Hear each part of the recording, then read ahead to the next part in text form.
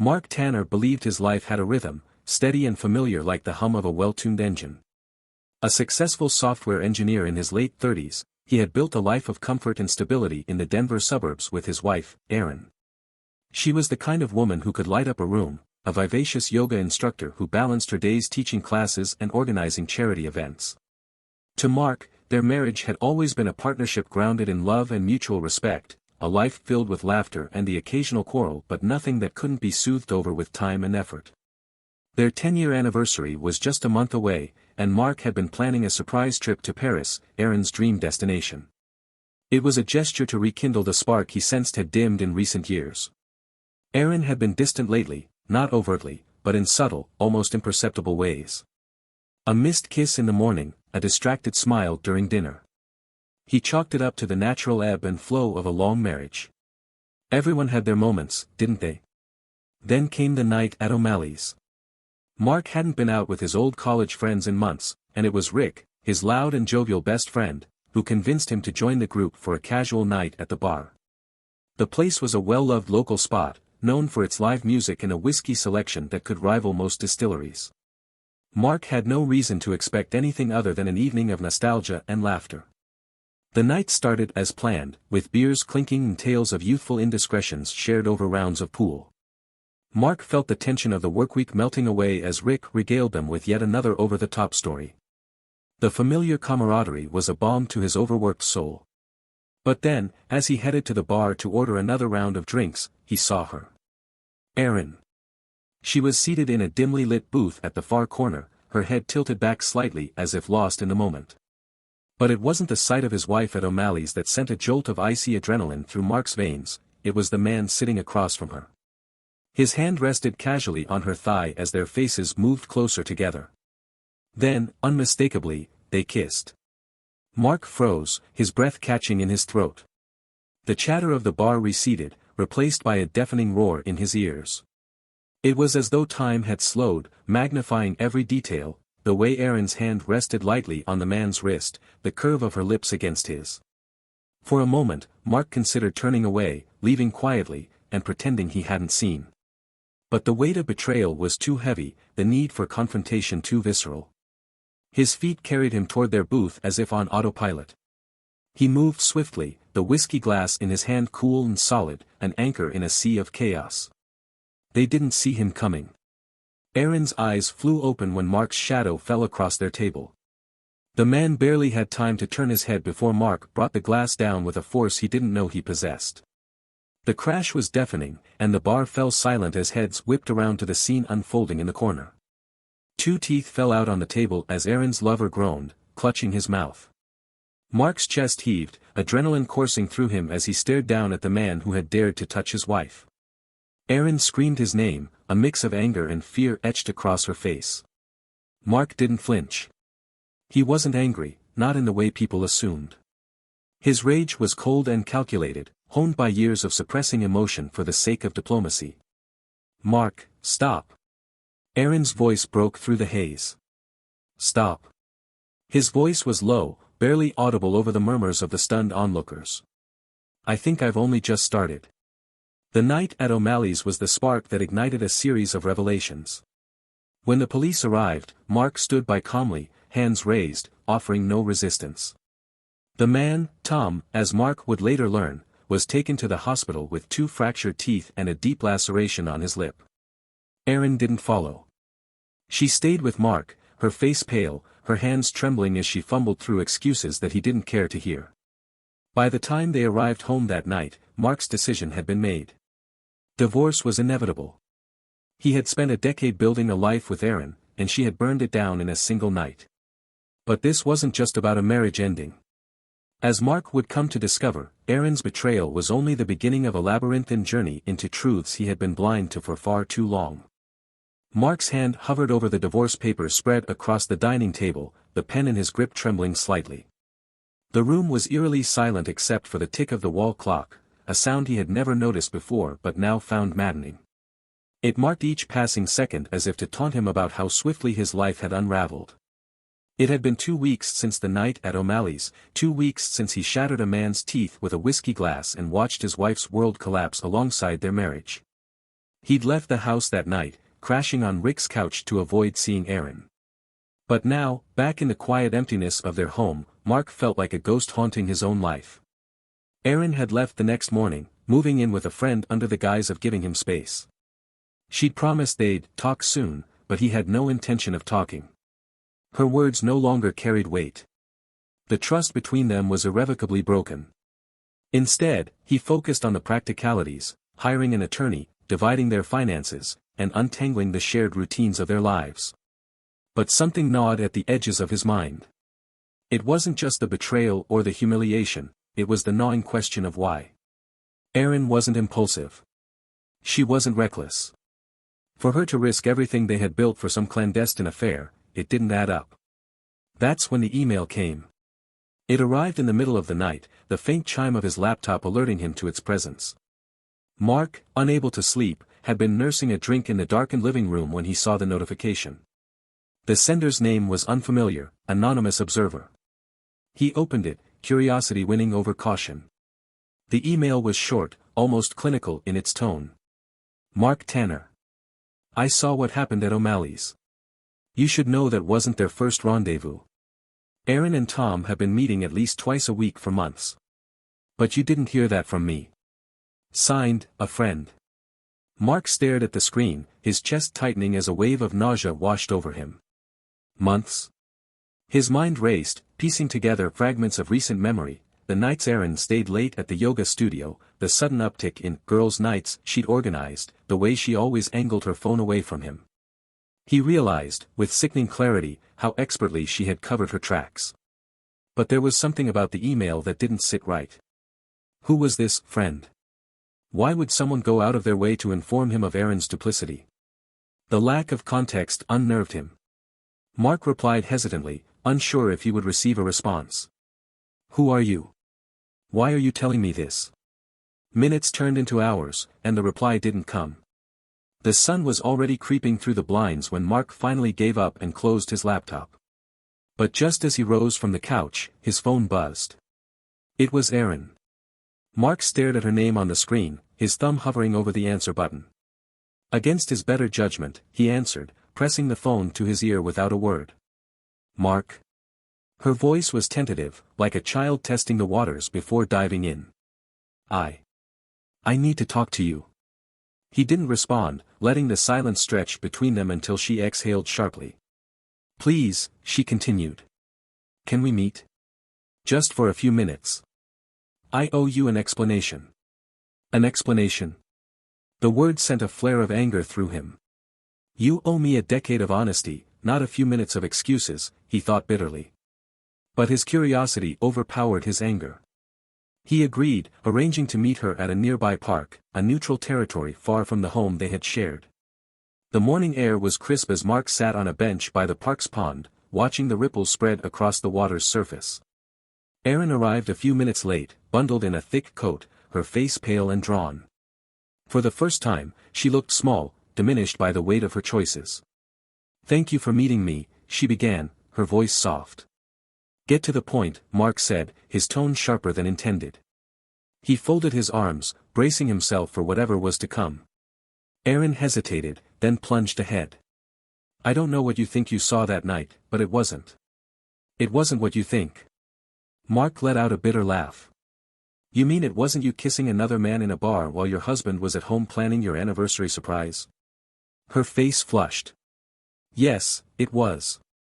But it wasn't love, Mark. It wasn't even about you. Enlighten me, he said coldly. She hesitated again, wringing her hands.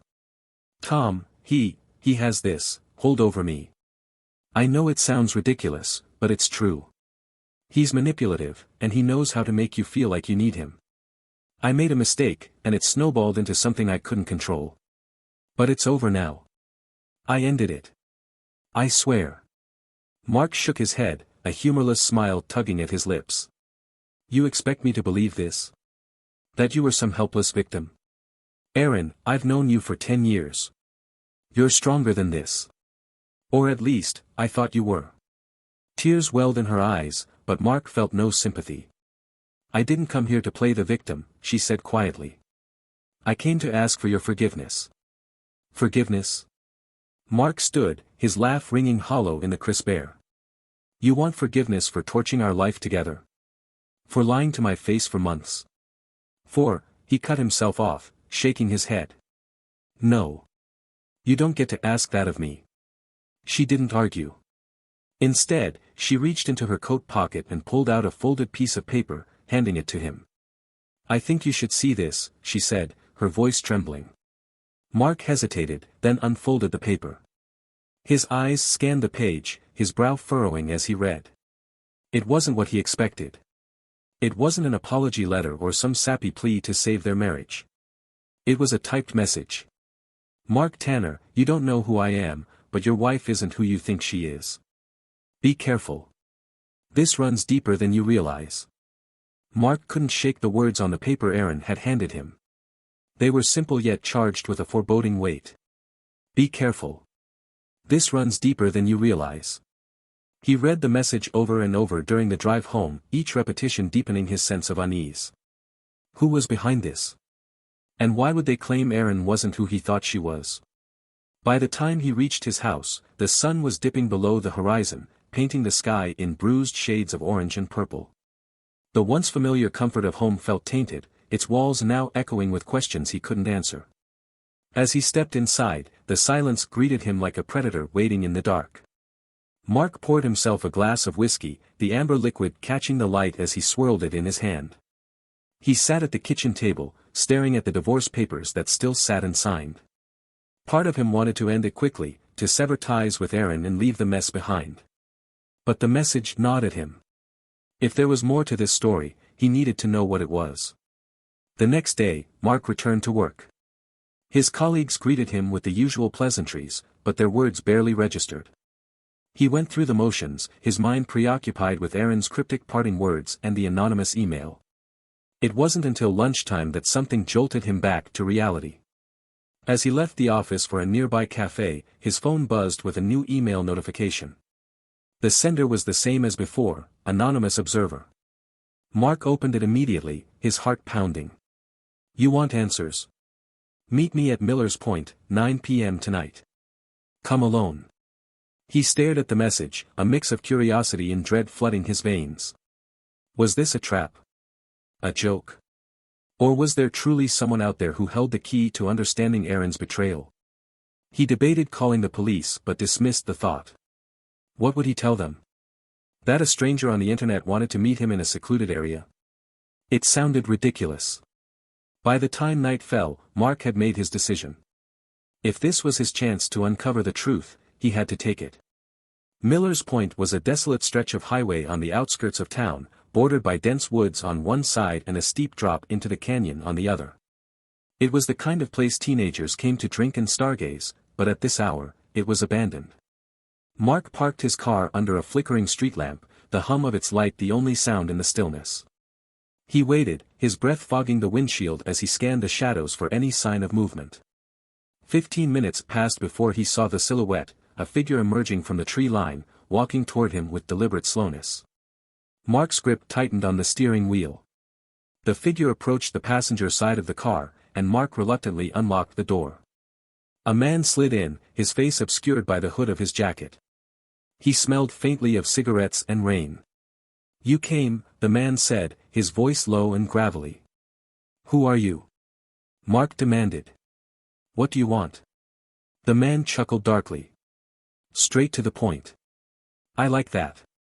He pushed back his hood, revealing a gaunt face with sharp features and piercing blue eyes that seemed to see right through Mark. Name's Sam. Let's just say I've got a vested interest in your wife's extracurricular activities. Mark tensed. What does that mean? You know Erin? Sam nodded, his expression hardening. I know her, all right. Knew her before you did, actually. Erin's not who you think she is, Mark. She never was. The cryptic statement sent a chill down Mark's spine. Explain. Sam leaned back in the seat, his gaze fixed on the windshield. I was engaged to her once. Back when she went by a different name. We were happy, or so I thought. Then one day, I came home to find my savings account cleaned out and Erin, well, back then she was Kara, gone without a trace. Mark's stomach turned. That's impossible. Aaron, she would never. Wouldn't she? Sam interrupted. He reached into his jacket and pulled out a worn photograph, handing it to Mark. The image showed a younger Aaron, or Kara, smiling brightly at the camera, her arm looped around Sam's waist. She looked carefree, almost unrecognizable. She's a chameleon, Sam said bitterly. Adapts to whatever life she thinks will suit her best. When she's bored or when the stakes get too high, she bolts. And she always leaves a mess behind. Mark stared at the photo, disbelief warring with a growing sense of dread. Why are you telling me this? What do you want from me? Sam's jaw tightened. Because she's about to do it again, Mark. Only this time, it's not just money she's after. She's gotten tangled up with the wrong people. People who don't take kindly to betrayal. And if you're not careful, you'll end up in their crosshairs. What people? Mark demanded. What are you talking about? Sam hesitated, then lowered his voice. Tom, her lover. He's not just some random guy. He's connected. To people you don't want to cross. And Aaron, she's been playing both sides. I don't know what her endgame is, but whatever it is, it's going to blow up in her face. And yours. Mark's pulse quickened. You're saying my wife is, what? Involved in some criminal scheme? I'm saying you don't know the half of it, Sam replied grimly. And if you're smart, you'll get out before the fallout hits. The drive home felt like a fever dream. Sam's revelations played on a loop in Mark's mind, each detail more damning than the last. If what Sam said was true, then Erin wasn't just a cheating wife, she was a liar, a con artist, and possibly something far worse. When Mark arrived home, he went straight to his laptop, determined to dig deeper. He started with Erin's social media accounts, then moved to old emails and financial records. The more he searched, the more inconsistencies he found, gaps in her employment history, transactions that didn't add up, and connections to people he'd never heard of. And then, buried in the depths of an old hard drive, he found it, a folder labeled Backup. Inside were scanned documents, ID cards, contracts, and letters, all bearing the name Kara Evans. Mark leaned back in his chair, his mind reeling. His wife wasn't Erin Tanner. She was Kara Evans. And she had been living a double life. Mark sat in the living room, his breath shallow as he stared at the manila folder on the coffee table. It was the culmination of his discoveries, the evidence that Erin, or Kara as he now knew her, had built their life on a foundation of lies. Each piece of paper in that folder was a dagger, cutting deeper into the idea of the woman he thought he had married. When Erin arrived, the storm outside mirrored the turmoil in his chest. She entered cautiously, shaking rain off her umbrella, her eyes widening when she saw Mark waiting for her. His face was shadowed, his expression unreadable. Mark, she ventured, her voice uncertain. What's going on? Sit down, he said, his tone cold. We need to talk. Erin hesitated, but the look in his eyes left no room for argument. She sat on the edge of the couch, her posture tense, as if ready to bolt at any moment. Her gaze flicked to the folder, and a faint tremor passed through her hands. What is that? She asked. Mark didn't answer immediately. Instead, he leaned forward, clasping his hands together as he studied her. It's everything, Erin. Or should I call you Kara? Everything you've been hiding. Every lie you've told. Her face went pale, her lips parting slightly in shock. Mark, I can explain. Don't, he snapped. The anger in his voice startled her, and she recoiled slightly. I've spent the last week piecing together the truth, and I don't want your excuses. I want to know why. Why lie about who you are? Why con me into this life? Tears welled in her eyes, but Mark didn't soften. He had spent too many nights wrestling with his emotions, torn between fury and heartbreak. Now, he wanted answers.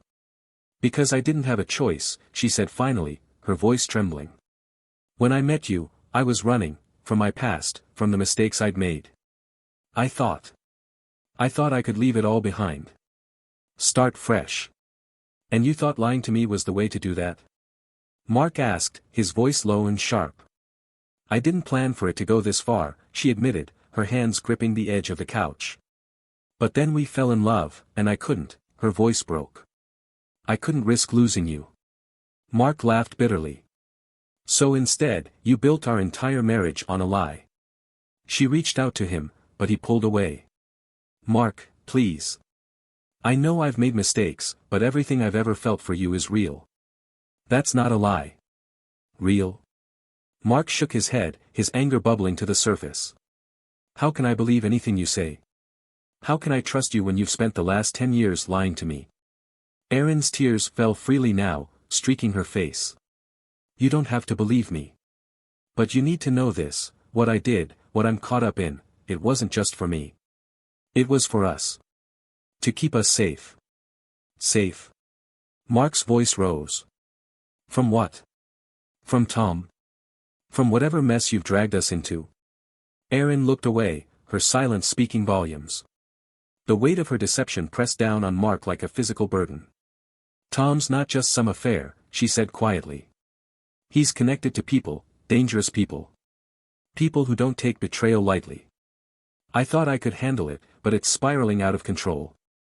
I didn't know how to tell you. Mark stared at her, his anger fading into a cold clarity. So, what now? Do I just walk away while you deal with the fallout? I don't know, she whispered. But if you expose me, if you take this to the police. Mark, they'll come after you, too. They'll think you're involved. He stood, pacing the room as her words sank in. This wasn't just about their marriage anymore. It was about survival. His gaze fell on the folder, the damning evidence of her lies, and he realized the power it held, not just over Erin but over the dangerous world she had dragged into their lives. What do you want me to do, Erin? He asked, his voice hollow. Pretend this never happened? Let you keep lying your way through life while I live in fear of who might come knocking on my door? No, she said, standing to face him. I want you to leave. Go somewhere safe, start over. Let me deal with this. Mark met her gaze, his heart a battlefield of conflicting emotions. He wanted to hate her, to walk away and never look back. But there was a part of him, buried under the betrayal and anger, that still loved her. You really think you can fix this? He asked. I have to, she said, her voice resolute. For both our sakes. The next morning, Mark packed his belongings and left the house they had shared for a decade. As he drove away, the storm clouds finally began to clear, the sun breaking through in thin, hesitant rays. He didn't look back. For weeks, Mark tried to rebuild his life. He found a small apartment on the other side of town, threw himself into work, and avoided questions about Erin from friends and colleagues. The manila folder sat untouched in a locked drawer, a silent reminder of the life he had left behind. Then, one evening, he received a letter. The handwriting on the envelope was unmistakable, Erin's. Inside was a single sheet of paper, her words written in a hurried scrawl. Mark. I don't know if this will reach you, but I hope it does. I've done everything I can to make things right. Tom's gone, and the people he worked for have what they want. They won't come after you. I don't expect forgiveness. I just want you to know that everything I did because I loved you. I'm sorry it wasn't enough. Be happy, Mark. You deserve that much. Love always, Erin. Mark folded the letter carefully, placing it back in the envelope. He stared out the window, the city lights twinkling in the distance, and felt a strange sense of closure. Erin, or Kara, was gone from his life, but her words lingered, a bittersweet echo of what might have been. He didn't know if he would ever forgive her. But as he sat there, surrounded by the quiet of his new life, he realized he could finally breathe again. And for the first time in weeks, that was enough. What would you do if your life unraveled in a single night? Could you forgive, or would you walk away? Share your thoughts on Mark's journey.